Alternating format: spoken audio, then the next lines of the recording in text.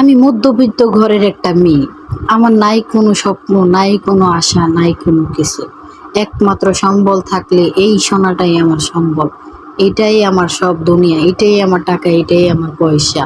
আমি যখন আমার সাজিদকে নিয়ে এত কষ্ট করছি আমার সাজিদ দুনিয়াতে আসার আগে, আমি একেকটা রাত একেকটা দিন মনে হয়েছে যে আমার একেকটা বছরের মতো লাগছে। এই সাজিদ আসার আগে এমন কোনো মানুষ আমাকে বলে নাই যে এই বাচ্চাটা আসার আগে এত কষ্ট, এত কিছু। আসলে জানি না জানি কত টাকা পয়সা খরচ হয়, না জানি কত কিছু। আমার সাজিদ পেটে থাকা অবস্থায় আমি অনেক কষ্ট করছি যখন, তখন অনেক মানুষই আমারে নিয়ে মজা করছে। আমি নাকি নাটক করি, আমি নাকি কি এই সেই অনেক কিছু বাজে মন্তব্য করছে আমার কিছু আত্মীয়স্বজনই, আমার কিছু কাছের লোক। তো তাদের উদ্দেশ্যে একটা কথা বলি, আমি কষ্ট করছি না না করছি একমাত্র আল্লাহ পাক দেখছে, একমাত্র আমি।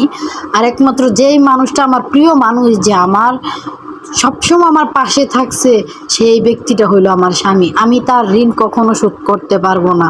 আমি সবসময় দোয়া করি, আল্লাহ আমার মাথার যত চুল আছে আমার স্বামীরে তুমি হায়াত দান করুক, আমার স্বামীরে তুমি বাঁচায় রাখো সারা জীবন। তো আমার স্বামীর জন্য সবাই দোয়া করবেন, আমার সন্তানের জন্য সবাই দোয়া করবেন।